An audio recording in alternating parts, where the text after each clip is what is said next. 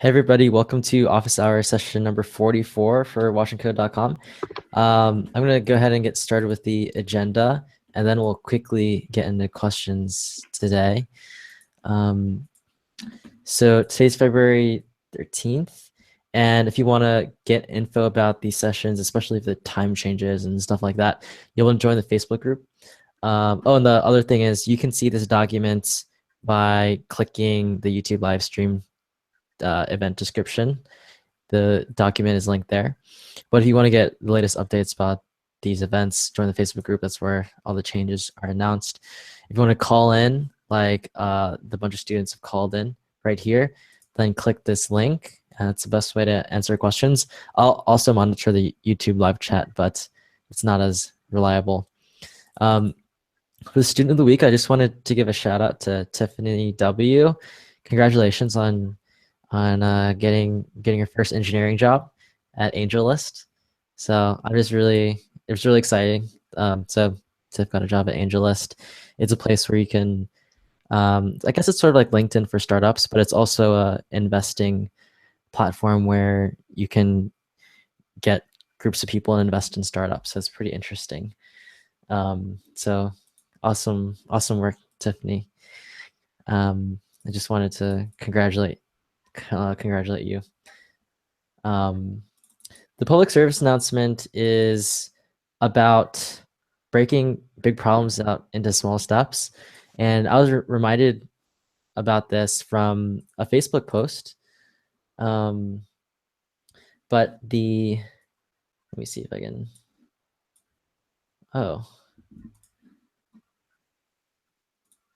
this is the wrong, from this Facebook post. So Ollie had a question, just finished practical JavaScript, which is awesome. And he wanted to go ahead and rebuild the to-do list app on his own, which is a great objective, but just kind of found that it was really hard. And I think that the expectation around how hard things are when you're this early on, it's really hard to judge that. It's really hard to understand like what's really difficult and what's not. Trying to rebuild the app in practical JavaScript by yourself right after finishing the course is really hard. And it's not something that I think that you would just be able to do right afterwards unless you've had some experience before. So most of the students that have done that have had a bit of experience before. But the students that didn't have any experience before that ended up being able to rebuild practical JavaScript from scratch, what they ended up doing is they broke up that task into tiny pieces and focused, really like laser focused on very small pieces of the project, one by one. And then after reviewing it over and over again, they're able to build a little bit bigger pieces of the app, still not the whole thing from scratch. And then they repeated that process again, and maybe 3 or 4 cycles through, we're then able to build the whole thing from scratch. So the key thing here is you need to build and break things down into small pieces. And thanks a lot, Aaron. Aaron kind of said the same thing, and June Largo said the same thing. So thanks, June. That's June. So they said the same thing. I'm just copying them and parroting their advice, but it's absolutely true. So take a look at what Aaron said, what Ollie's original question, Taranjit, and what June said. But I'm just kind of reinforcing their message that the key here is to break this thing that you're having trouble doing into tiny things you don't have trouble doing. And through that iterative process, you will get there. But it's hard. The last thing I'd say is that you don't need to be able to rebuild the to-do list from practical JavaScript. Like that's nice, but it's not required.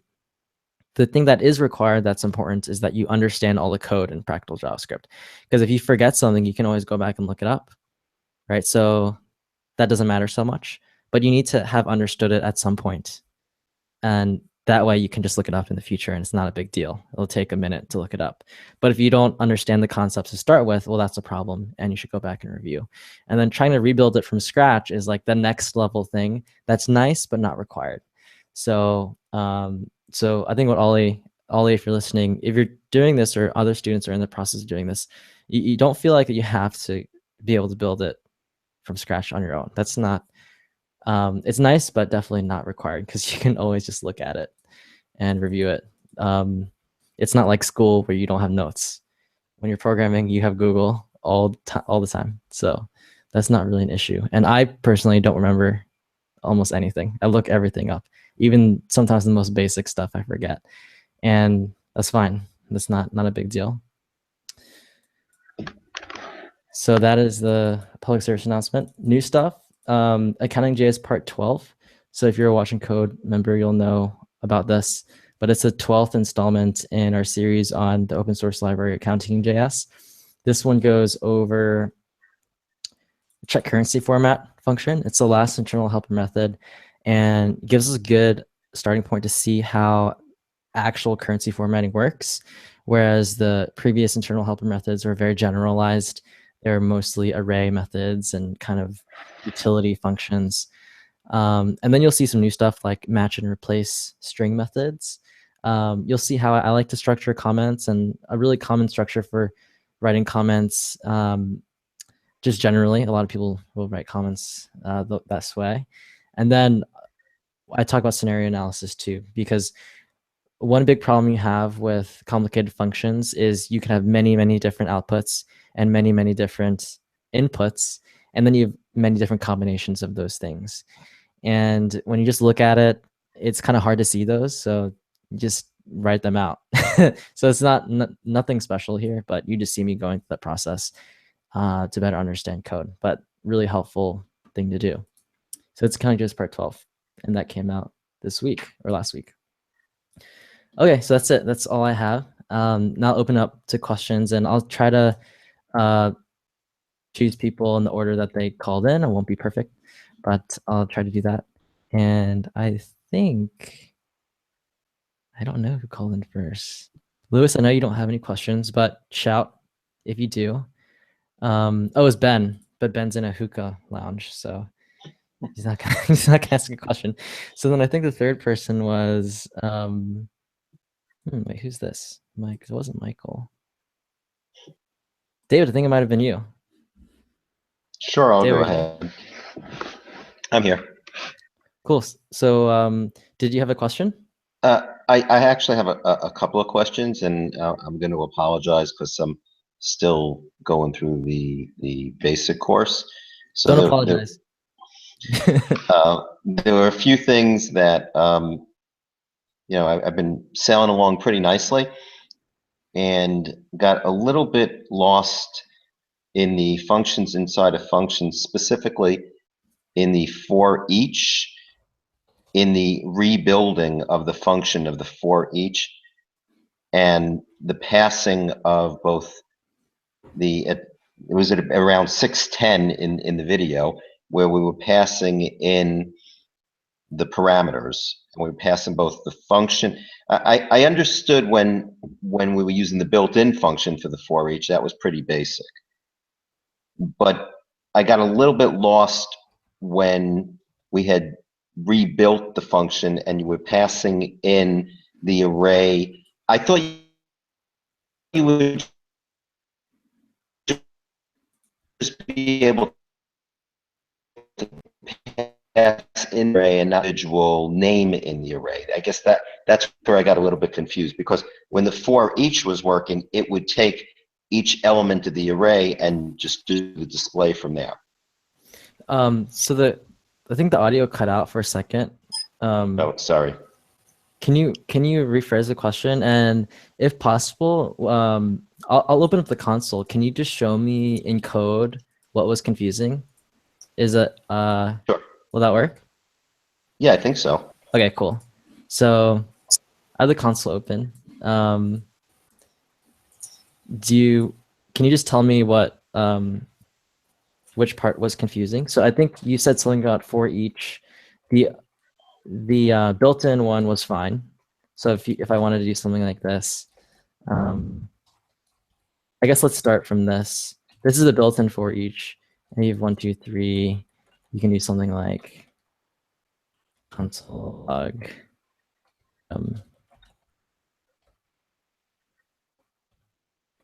Right. Okay. So now you're passing you're passing down each item, correct? Mm-hmm.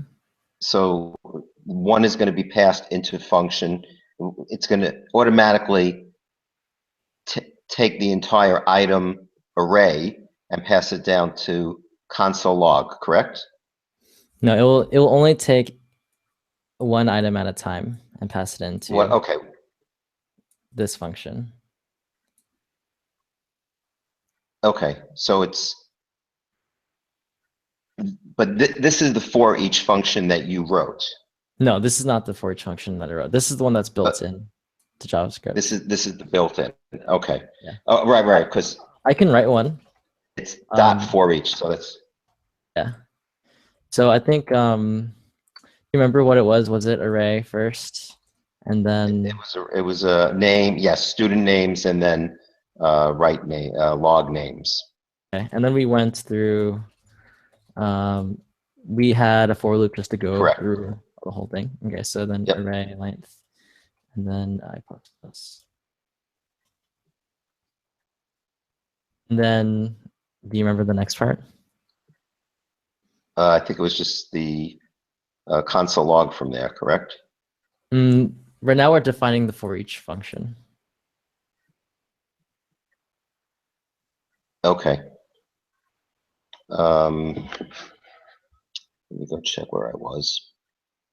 I apologize because I got a little.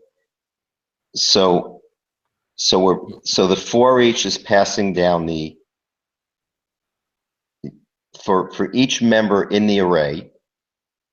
It's calling the callback function, which is looping through the array. Is that correct or not correct? It's very close. So let me elaborate on that, and then stop me if something doesn't make sense. Okay. So let me make this a little bit, give it a little bit more space. So if you look at the way the native for each works, the one at the top versus the one we're just making it up right now, it's the same thing. So you have a function that is passed in to for each in the native case. In our made up case, it's just the second argument. In the native case, the array actually has for each on it. But in our case, it's a standalone function. So to tell for each about the array we want to loop over, we have to pass it in as the first argument. So the way you call each function is a little bit different. Because it's a standalone function as opposed to being a method. Exactly. Okay. So that's the first thing. The way you call it's a little bit different. Aside from that, it's the same thing. So in the case where you have an array 1, 2, 3, what you want to do is you want to run this function on 1, and then on 2, and then on 3, right? And you want to do that. Right. Yeah. So and that's the built-in nature of the for each. It's going to iterate over each item in the array. Yep. So inside the for loop, you want to get access to each item in the array, right? So you want to get access to each item in the array. That's probably step 1. And then the second thing is you want to call callback and pass in the item. Makes sense? Okay. So how do you get inside of this for loop? How do you get access to like the 0th element in array? You need the subscript. So it's array dot bracket sub I. Exactly. So this is the ith element in the array. So we kind of did number 1. And then the second thing is you want to call the callback, but you want to pass in item, the ith item. And from step 1, we already did that. So we know it's array I. Okay. And I think this was it. Yeah, I think that's it. And then just it logged it. So now if you want to use it, you can, just like this first example, The first element is the array, and the second argument is this function. I'm going to copy and paste this function. And I have a typo somewhere, but the first three are the same. Okay. Wait, for var, there's a typo. Does someone see it? For var I equals 0. Oh, I didn't do. How I did you didn't know you say had a I typo? is less than array.length. Oh, So okay. it keeps on going forever. Oh, okay. I Yeah. gotcha. So my typo is I missed. Remember, you have var I equals Right, 0. right, Then right, right. yeah. So my Okay. browser tab is gonna crash. Oh my gosh. How did I close this? Um,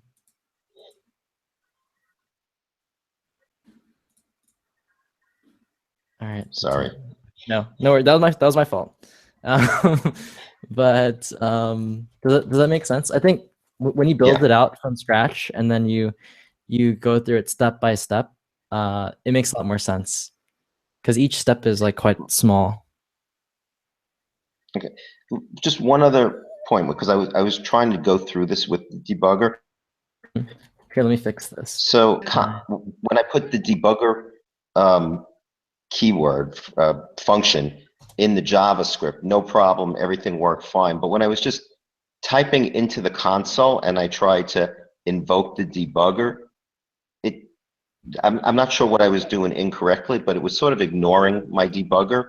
How do you invoke the debugger when you're just sort of typing in the console itself?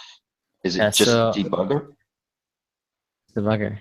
The the thing you need to make sure is that you need to make sure your code actually runs. So in this case, JavaScript's gonna run this line that I just Okay. typed, and it's gonna open the debugger. There's no code, but it still listens to me. A problem is if you, for example, if you define this function, put a debugger statement in the definition right here in Right. line 1. Mm-hmm. We define this function, but we never ran it, so the debugger is not going to run. So you have to make sure that where you had the debugger statement, that line of code actually will run. Now, when we call for each, so if we actually call for each, and then have the example now corrected without the infinite loop, at least I think,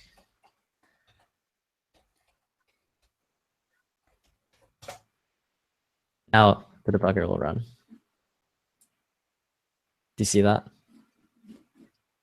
Yeah, So what must have happened is you wrote debugger somewhere, but that code never ran. can you just put debugger in line and then invoke the function afterwards, or you can't? Because I've tried it a couple of ways in the console, and I just, for whatever reason, it wasn't working correctly. Like, could you just type in debugger and then invoke a function afterwards, and it will be part of that session or won't be part of that session? Well, so let's do this. So the for each I had here, let's get rid of this debugger statement. Uh-huh. Then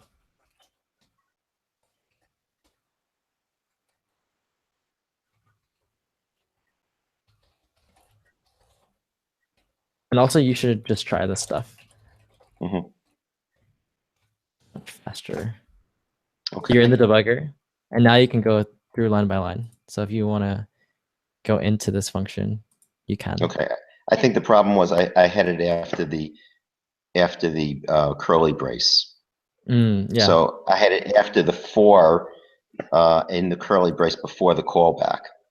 Yeah. I mean, it works exactly the way I described. So Okay.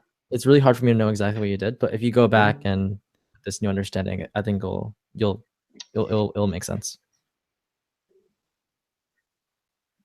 And if you're unsure, you can write if you show me your code, then I can tell you exactly what it is. But Great. Thank you. if you're not sure. Did you have any other questions? These are good questions. I think these types of when passing functions into other functions can be very confusing at the beginning. It's weird. It took me a long time to get my head around it. Well, I guess just sort of at a higher level, it was very intuitive when you just had the for each sort of built in. It was clean. It made a lot of sense. Why would you deviate from that and not just use that in its native functionality? Because I want to show you how it actually works. Okay. It's a teaching. It was just to teach.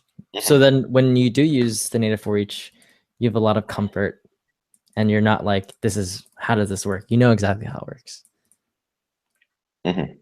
And a lot But of, when you get into more advanced programming, the kind of techniques you use when you write something like this, they're very common, and you have to be really comfortable with stuff like this. And so that's another reason I introduced it quite early. mhm. Okay. But yeah, good question. Yeah, you wouldn't use your own. You'd probably just use the native one. Okay. Thank you. Yep. Any other questions?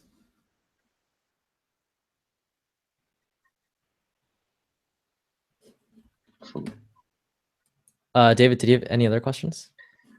I mean, I have others as well. Um, I didn't expect that I was going to get this much time, so Let's do. How about this? We'll do one. I had a list of like two or three. I could just go kind of check some of the. Okay, let's do this. Let's do one more question, and then I'll go around the room, and I'll come back to you, and we'll do Yeah, your next one. that's good. Does that This way sound I good? could kind of look at some of my other notes. You could Thank take you. a break. Take a break from me. Okay, so next question. I'm ready.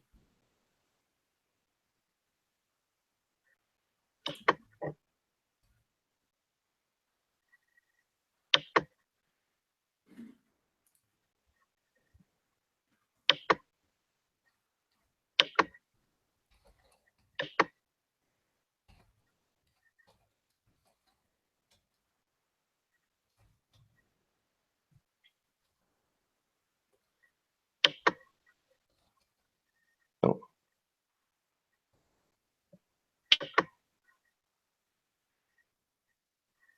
are we waiting on?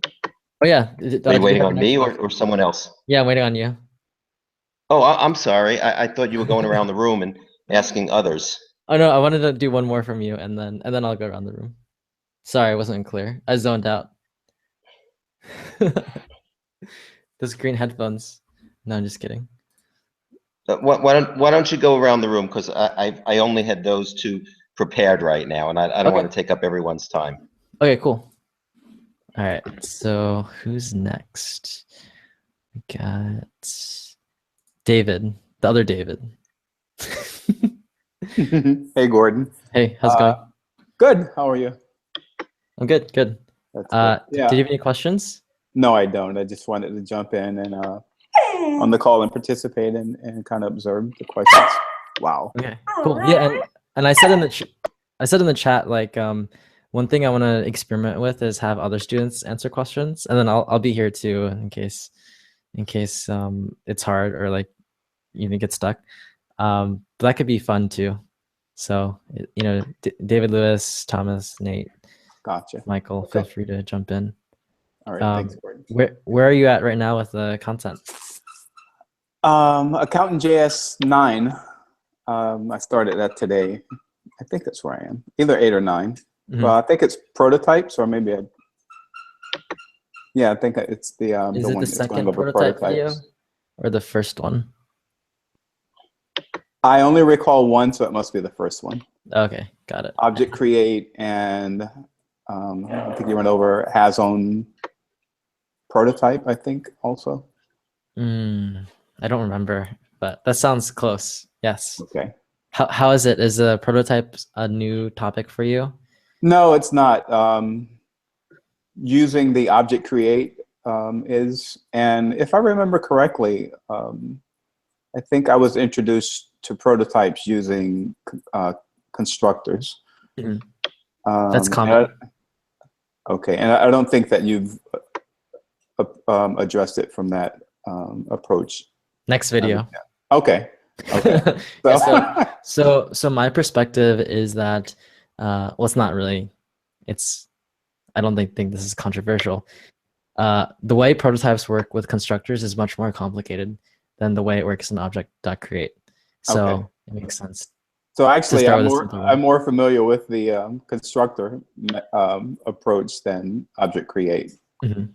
So Yeah. it's a different way of understanding it. Yeah, it's in the end does the same thing, but it's a Yeah. different way of doing it, and Mhm. you'll see exactly the relationship in the next video. And I think the really important thing to extract from the lessons on prototypes is that chart, that diagram I have. Yes. It always looks like that.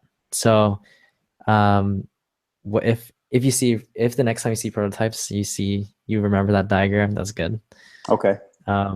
It only ever, that's pretty much it. there's no magic or anything.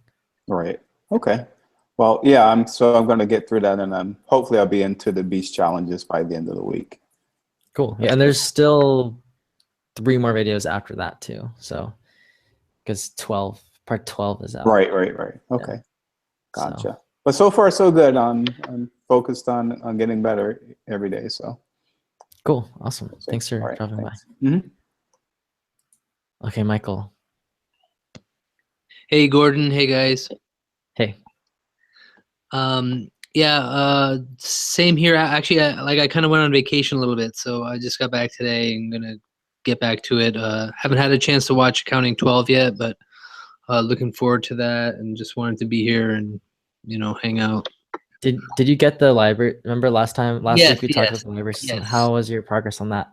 So it was really good. So like I went and sat down with someone who I kind of forced to be my mentor sometimes, and like I just went through, like it was just like my normal thing of like when I don't get it, I have to look at it 10 different ways, and then I slowly start to get one of the ways, and it's like taking like a piece of string and pulling it a little bit. And then finally I got it, but it did take like a day basically. Mm-hmm. What was, so I'm projecting the problem right now. What was different about this time when you looked at it versus the first time when you looked at it?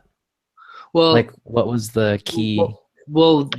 I think for me the key was that I didn't really get the first portion of it, right? So then since this was taking from that and building upon it, since I did so then I kind of had to understand the first part fully, and then understand that I just wanted to load things in a different order. What about the first part was misunderstood? Well, I mean, I thought at that time I got it, right? But it's like but sometimes I don't know what I don't know. But I guess what I realized was like you have to throw that function in, and that function is what's going to end up being responsible for doing all the work of putting everything together in the way that you need it. Mm-hmm. Regardless of how that function gets its input in the first place. I see. And what was your assumption prior to that? I don't know now looking back, right? Now that you learn it, it's like I'm like, I don't really know where the confusion was. But that's just, I guess, the way that I learn. Like I just go until I don't get it, and then I slowly start to step back, piece it together, ask until I can get it. Or like happened the first time, if it still doesn't work, then I just take a day a break or whatever. And okay, cool. Way. And so now you're working on, you're working on creating libraries out of order now? Is that right? Yeah. Okay. How's that? So it's good. It's good. I didn't get much time because I took these past few days off, but starting tomorrow, I'm kind of back on normal schedule. Mm-hmm. Okay, cool. Yeah, this one is it's significantly harder. So feel free to especially in the Slack, just if you need a hint or pointer, yeah, totally. Nate will help you. Yeah, exactly. I volunteered Nate's help. Nate, Barry. Yeah, Nate and Jason will step in. Yeah. Okay, cool. Yeah, cool. Thanks, man. Yep. All right, Nate. It's natural that Nate's next. Nate. I was muted. Yeah, I'm just hanging out. I've had some pretty heavy life stuff happening over the last 3 weeks, but I watched the newest Accounting JS video this evening and soaked that in. It was pretty good. I liked the breakdown of the commenting in there. Mm-hmm. And yeah, just I guess at the end when you showed all the different scenarios. When I started out watching this morning, I was having trouble focusing, and I had things that didn't sink in. And then the second time I watched it, I was gonna write down questions I had for you, and then by the time the video was over, they were all answered. That's good. Yeah. Cool. Yeah, I think what I'm starting to see is that, and I mentioned this in the video too, but at this point, you know everything in JavaScript. So that's sad face because I don't have anything else to teach you. So now it's more about, yeah, I had to teach you like how to process stuff. So it's like it's a good milestone to hit. There's actually one thing, there's recursion, that I'll formally introduce in one like very near future. But from the beast challenges, I saw some people already knew recursion or like just naturally figured it out. so like that could be underwhelming as well. Because I think if you're super comfortable with programming, the idea of recursion just seems like it would work, and then it's not really something that you even think of as you might not even notice what you're doing. That it's I remember during Eloquent JavaScript, there's a part about recursion, and it made me just quit for like 2 months. And then, but yeah, it's just like you said, during one of the beast challenges, I realized that I just did it. That's the way to learn it, not just by accident. So yeah, it's interesting. I think the next, it's given me a lot of pause about what to cover next. I think it's gonna be, again, there's no new language stuff, but it's about DOM testing is a big topic I want to cover next. And again, there's no new JavaScript you're gonna learn. JavaScript. It's more about like how to think and how to think about the DOM versus like functions that just take input and have output, right? Functions that just take input and then have output are very easy to test. DOM is not easy to test. Yeah, I definitely wondered about that a little bit, and I've looked at some tests in like Angular apps and stuff like that briefly, but I haven't really delved into it or anything. Yeah, I think the problem with testing in Angular is that, or React or something else, is that it's so high level that it's hard to remember like what is actually happening. So yeah, so we'll see. We'll see how that works out in the next series, I think. But that's the goal for me. So yeah. Huh. Cool. Did you any other thoughts, Nate? If I think of anything, I'll mention it. It's been today's like the first day of like a bit of stability for like about 3 weeks there. So I just kind of was happy to get into the chat and like watch that video and be able to focus on it. So okay, cool. When you get more free time, just hit me up on Slack and send me a message. I'll keep you busy with stuff. sounds good. Okay. Good luck with the life stuff that's going on. Thanks. Okay, so next we got Thomas. Thomas. Hi, Gordon. Hey. Can you hear How's me? it going? Yeah, I Good. can hear you. I'm good, thanks. How about you? I saw you had some submissions for the challenges. Yeah, I started kind of wading into them, and they've been fun so far. Cool. Yeah, I think you had a question. Well, what questions did you have? I think you had a question at one of the challenges. Is that right? Yeah. So which one was that? I'm trying to remember. Okay, yeah, it was the Render that doesn't lie. that's right. It was the render that doesn't lie, and it was the first one where my solution was, significantly different than the other solutions, Right. right? And I don't even know if people haven't done the Beast challenges. Maybe you don't want to listen just because you get a lot out of doing it for yourself without having any input. Like Right. last week you were talking to Michael about one of the challenges that I haven't done yet. So the whole time I would just kind of had my one finger in the ear trying to not listen. Not to, No, I think it's fine. I think that I really don't think that stuff matters. I think at the end of the day, as long as you understand it, it's fine. right. So So basically, you don't want the render to lie. You want the render to only render things, and it shouldn't call util.store, I believe it is. Mhm. And so then I looked into the code, and I thought, okay, well, where can I call util.store? And I guess the most natural place for me is like, if when you open up the app, you're going to call util.store and get the information. Then when you close the app, that's when you should save the information. And so I found a way to do that using jQuery.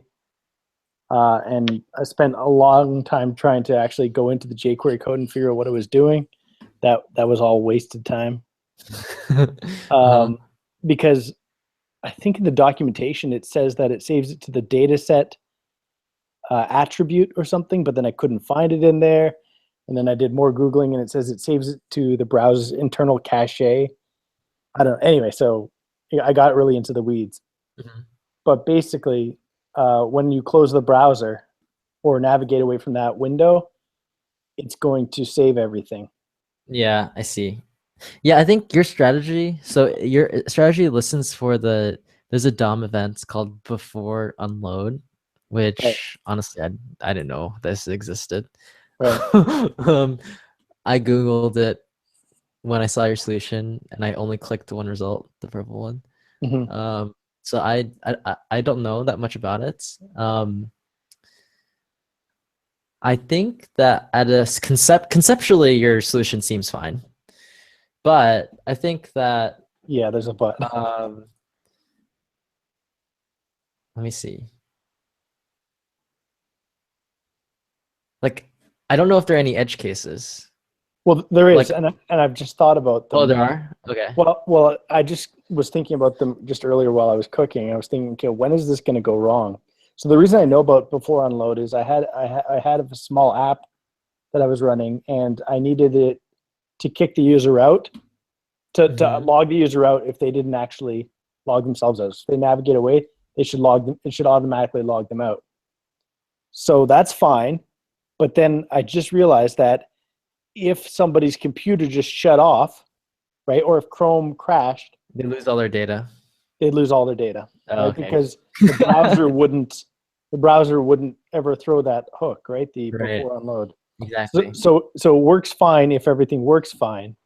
It works fine if Chrome never crashes. That's right. But the second it does, if you've been working in my to-do app for a little bit of time, then you'd lose everything. Or if you have a typo in a for loop, and you have a infinite loop, Right. which I did, Exactly. and like Yeah. the first 10 minutes of the session. So I mean, it works. Sort of. But it's not great. Yeah. I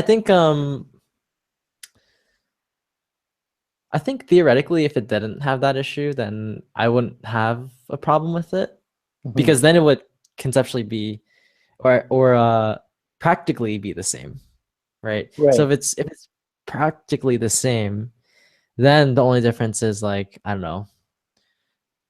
One is performance. I don't understand the performance implications. Two is readability. Like, how clear is this code to other people? I'd argue that it's probably not super common to have event listeners for what was it again? Before unload. Before unload. And so that creates a problem when other developers are reading your code and they're like, what's that? Right. And that's not even like a real code problem, but it's a maintenance problem. Sure. It's very similar to there's some programmers, and I hate this, but they like to say, "Oh, you have to know all the details about JavaScript convert coercion," Right. and That's um, Kyle Simpson, right?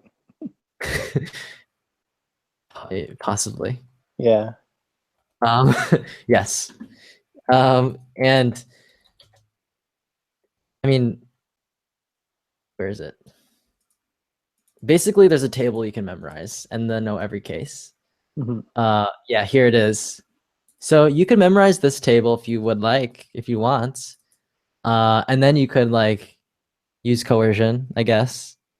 But you forgot that you wasted hours memorizing this table and looking it up and then forgetting and looking it up again. And then you also put that cost on everyone else in your company forever and they hate you. Right. So it's like just because it exists doesn't mean you should use it. As I like to say, you know, not my quotes, but let's say I read all the time, maybe, I don't know, once a month. Where is it? There's a section called less is not necessarily more, Okay. but the point he has is just enough is more. Right. And I wish more people would listen to Milton than Kyle in this case. Right. I mean, the person that wants me to know this table is the person that I don't want to work with because they're wasting my time.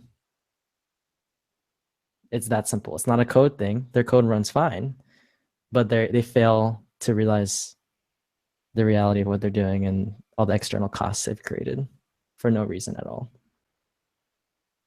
Yeah. One of the things I like about watching code is that it's my first time ever having anyone really have to look at my code or looking at someone else's code. So I'm reading someone else's code all the time, and it's easy when you're working on your own projects to forget that the code is just something for humans to read, right? Computers don't need to worry about it. It's for us. And so if I'm writing something that like I get it, that's fine. But if I ever want to work on a team with 20 other people, they're going to hate me if I do weird things and they have to try and guess. Okay, what did Thomas do this time? Oh, well, they have to look at that table every single time they look at your code. Right, exactly. Right, yeah. Or they have to fill their brains with it. I don't know which is worse. Right. But I think the point is that I mean, I maybe err on the side of extreme as well. I prioritize clarity more than anything. So even if I take a performance hit for clarity, I'll take it. Mm-hmm. Because most of the time because the thing people don't realize about taking a performance hit is usually it's not noticeable. So if you take something that's 2 milliseconds and you could make it 1 millisecond, no one's gonna notice. So it's like a 100% performance hit, but it has no real cost. Now that's not true if you're Google, and you know if you are doing things where milliseconds count. But for most apps, it doesn't matter. It's not even perceptible. So I'm on the extreme case of clarity. Clarity. For sure. Because the time that you waste, you know, if you're paying someone $100,000 a year and you waste an hour of their time every month because they don't want to use stricter quality, that's clearly wasted resources. Yeah. You can feel. Because you then have a conversation in the office that I don't want to hear about coercion. I don't want to hear that. And it makes me upset. So, and it makes other people annoyed. So, yeah. But, yeah. This sounds like it's coming from like a very personal place, like you maybe have had this issue before. Oh, yeah. I mean, there are a lot of people that love to show you everything they know. And I don't give a shit about what you know. That's not the point. You know, you go do quiz, trivia or something. This is not the place to show off facts. And that's just like endemic. It's a very common problem. And teams that I'm on, it's unacceptable. It just shows you can't prioritize things that matter. Right. Right. And if you can't prioritize your time, how can you prioritize features for the user? How can you really think critically about anything when you can't even figure out the basics for yourself? Right. And that's why I take it so seriously, because it's like a worldview problem. Yeah, for sure. It's just worrying about shit that doesn't matter. I wish we would all stop doing that. I think some of that stuff is just fun to worry about, and it's just a way of being lazy, right? It's the same reason that some people really like meetings, because it's sort of fun and it's meta work. You can pretend that you're working. Same thing with knowing all the ins and outs of JavaScript and all the weird edge cases. Yep. Yeah. So like, for example, Douglas Crockford gets a lot of hate for his book, but I think that as well as for other things, I think he's kind of a controversial figure. But I do agree with his underlying like thesis, which is don't use everything. They're good. They're parts to use and parts that you can use only if you really need it, if it's justified. But if you don't have a justified case, then it's unjustified. Right? I think that's just common sense.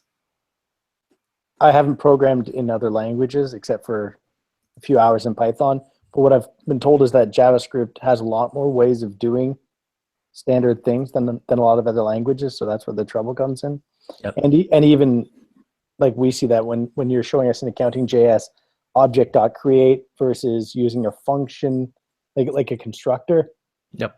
Like that like why are those things there? Like why do you have to have two of these things? And it's kind of good. They kind of point to each other, and you go, "Oh, that's all connected," but it's confusing. Yeah. So, like a justified reason to understand coercion is in Accounting.js, unfortunately, because it's software we didn't write. It uses a non-strict equality, like the double equals, and you just have to figure it out, right? Because that's just the way it is. So that's a good case to look at it, but that's probably the only case I think is justified. And for me, when I see that, my job is to say, don't do that. Like another thing that's really overused is ternary operators.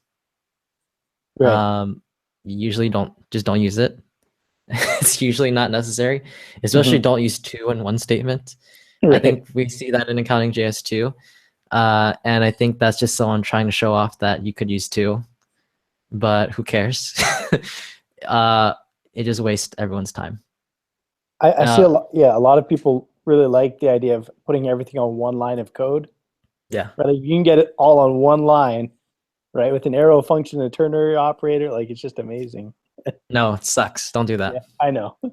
Yeah. I hate that. Right. And I think that I wish more people would realize how silly they're being. Okay, this is a long tangent. Thomas, did you have any other questions? You were just saying that you weren't sure what else you were gonna teach, and like I know that there's a lot of different places you could go. Something that I've always found confusing, and I think I'd probably benefit from you teaching it, would be something like asynchronous, like Java, like Ajax or something like that. How to call an API in a way that sort of makes sense and is predictable. Like I've watched the videos that you linked to in Accounting.js where they explain the event loop, and I understand the basics of it. And maybe if I went back to Ajax now, it would make more sense to me. But every time I've done it, I sort of end up with, like, at best, inconsistent results, or something that I feel is hacky. And anyway, yeah, I'm sure you've got other plans, but that would be something that might be useful. Yeah, I think that's useful. Absolutely. You can't live in front end land forever. You have to talk with a server at some point. But doesn't strike me as the next topic. Yeah. But yeah, definitely down the line. And I think you probably find this happening too, is as you've gotten better and better with, I think a lot of the things I try to teach people, they probably wouldn't really learn on their own. But Mhm.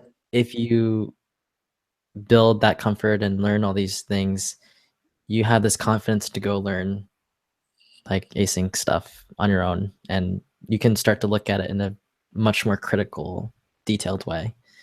So maybe you just figure it out on your own. That's not a bad outcome either. So for example, a lot of the students have been doing Node stuff. Yeah.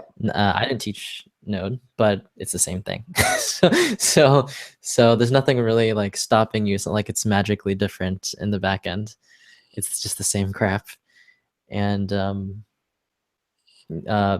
async stuff is, just novel uses of the event loop that you already know about.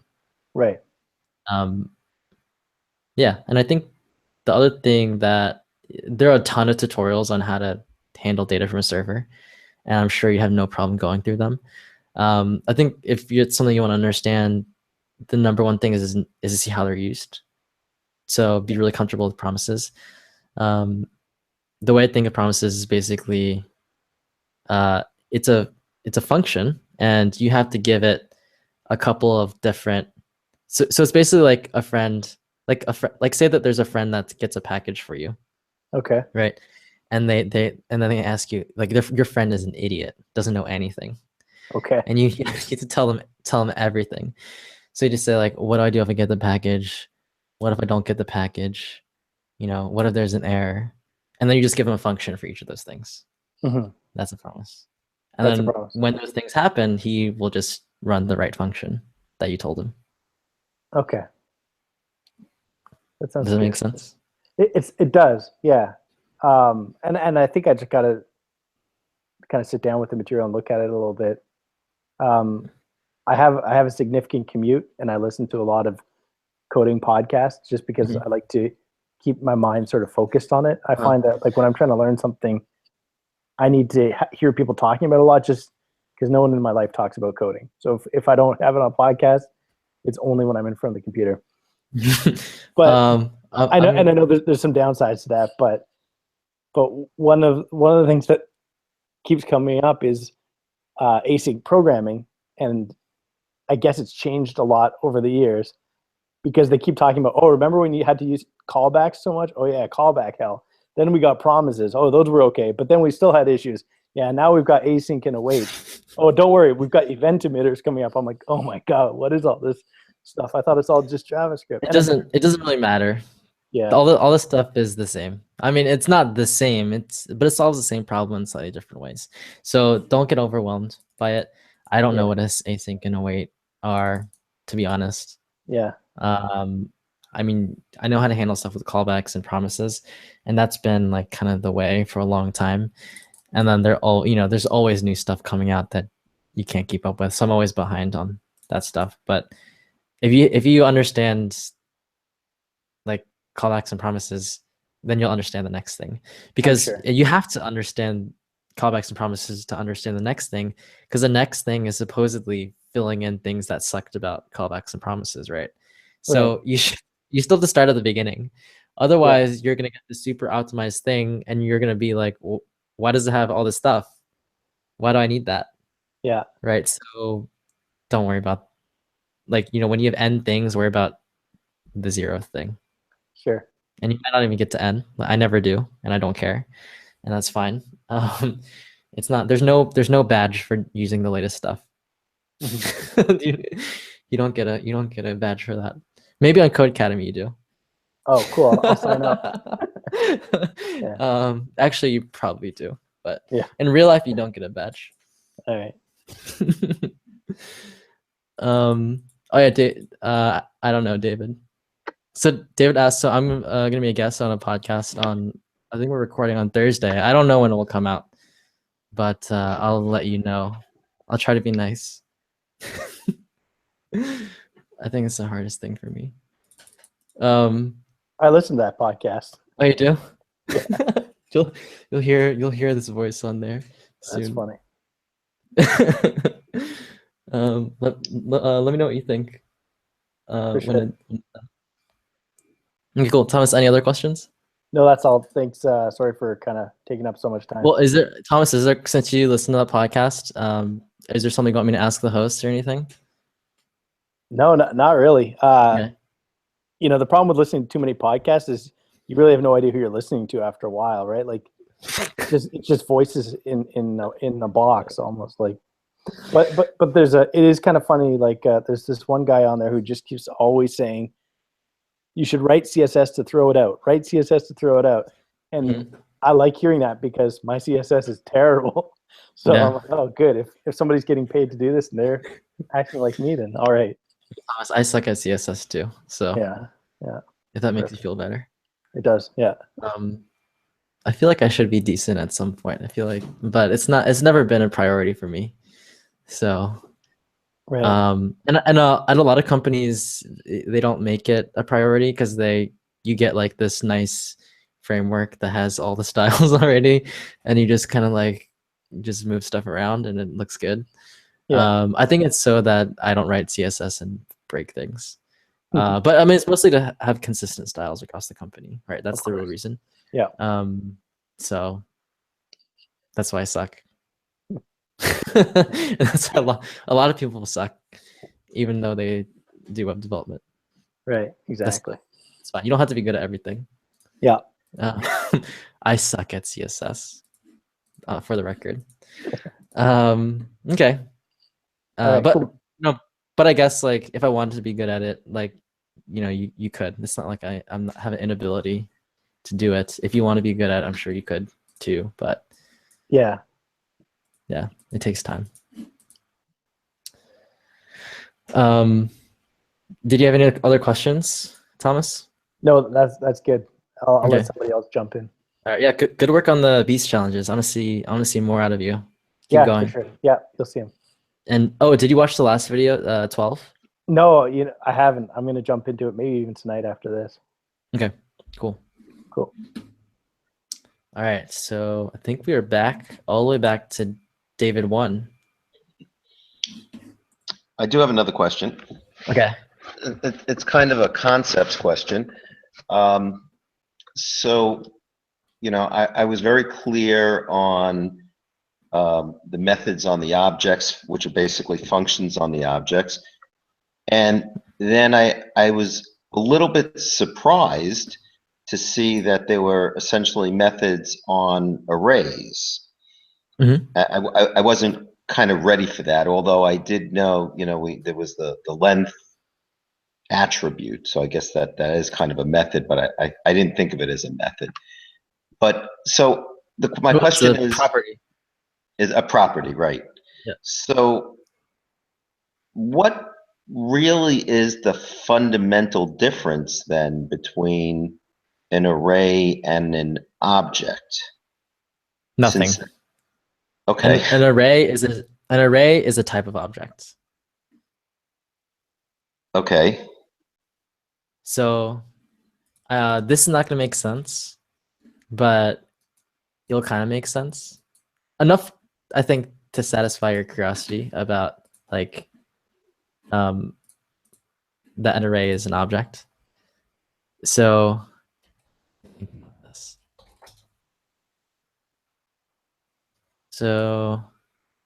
maybe so you have like animals, right? And then maybe you have like a subset of animals is like canine, which includes like wolves and stuff. And then like a subset of canine is like dog. Then you have like terrier. Okay. Okay. Objects. Subset of objects is a array. Oh, this is too deep. So a dog is a type of animal. An array is a type of object. It's like that's the relationship. Okay. So object is just a higher level of an array. It's a more sophisticated array. No, it's more basic, right? So for example, if you think about what an animal is, I don't really know the scientific definition, but I don't know, something that's alive. It's kind of broad, right? But then when you get to dog, it's very specific. It has 4 legs. It's also an animal, but has 4 legs. It like barks. It like, does dog stuff. Um, array is also the base definition is it has properties and methods.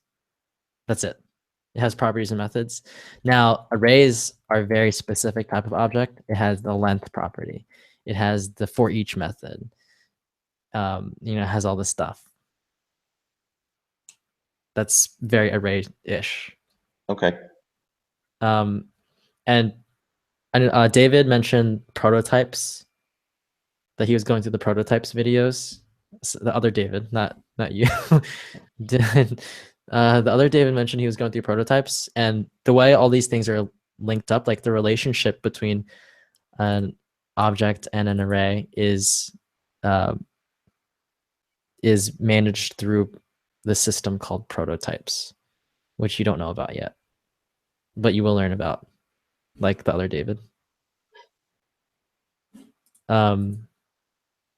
So I think I'm not trying to give you a super detailed answer right now, but just a super high level answer, just to at least emphasize that, like, array is a type of object, just like dog is a type of animal. Okay. Let me see if I can do more interesting.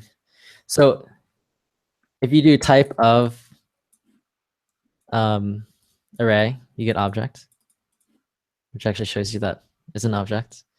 If you take an array, so let's say David array, and this will be blank. And remember I said that there's this prototype system. So the prototype of David array is an array, but the prototype of the prototype of, if you go 2 levels deep, object. So there's this thing where you have an object, and then you have array that's based on the object, and then you have the David array that's based on the array prototype. Okay. You'll learn more about this when you learn about prototypes. Okay. Any other questions, David? I'm good. Thank you. Okay, cool. I'm curious. You at the very beginning, you said I didn't expect that I'd have so much time.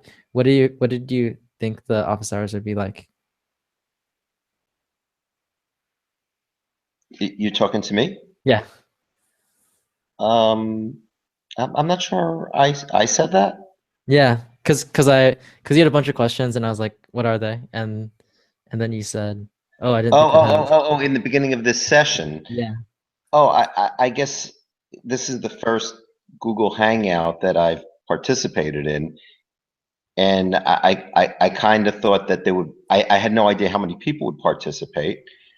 I thought there might be 15, 25, I don't know. And I thought everyone sort of has like their 1 or 2 questions, and then you kind of go around the room. So I thought, you get your window of, 1 question or 2 questions. So next time I'll have more.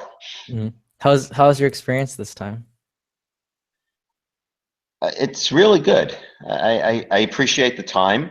I'm planning on continuing with the premium stuff. I just want to obviously go through this and make sure I have a pretty good handle on it. And it's I think you've done a really nice job conceptually. A couple of times I'll get stuck. I'll Google a couple of things. Good advice on using the debugger when I got it to work. Oh, did you have an example? Because remember it seemed like there was like a case where it didn't work like you expected it to. Do you have that example? It was just about 20 minutes before the broadcast. And I think what I was working on, I was just looking at it before, and I was just in the console. Let me see if I could get the code here. Okay. Is there a way that I can share the code? Yes. Oh, there is. Yes, here I'll show you. So, do you see my screen? Okay, it looks crazy. But on the yeah, left, there's the it's- screen share button. It's the second from the bottom, top. The green. Okay, screen so share button. okay, so let me go find. Hold on a second. Go back to the console. Just trying to find the code. Okay. Oh, so we're at an hour. So, Oh, okay. no, no. I'll get it for Dave, next time. no, David, you're good. You're good. I was just so I usually stop the broadcast at about an hour and then we keep chatting. So I'll answer your question. So find that code example. But if you're watching the broadcast, thanks for joining today, and remember to join the Facebook group for info about upcoming sessions. Hope this was helpful. If you have feedback or whatever, send it to gordon@watchingcode.com. Let me know what I'm doing bad, or if I've been helpful at all. And hope to see you next week. Oh, hey, Jack and Jason. I just saw you guys on the live stream. And Vincenzo. Well, thanks for joining on the live stream too. Sorry I didn't notice you earlier. And if you want to continue the conversation, click the call-in link and I'll hang out for about 20, 30 minutes more. All right. Thanks, everyone.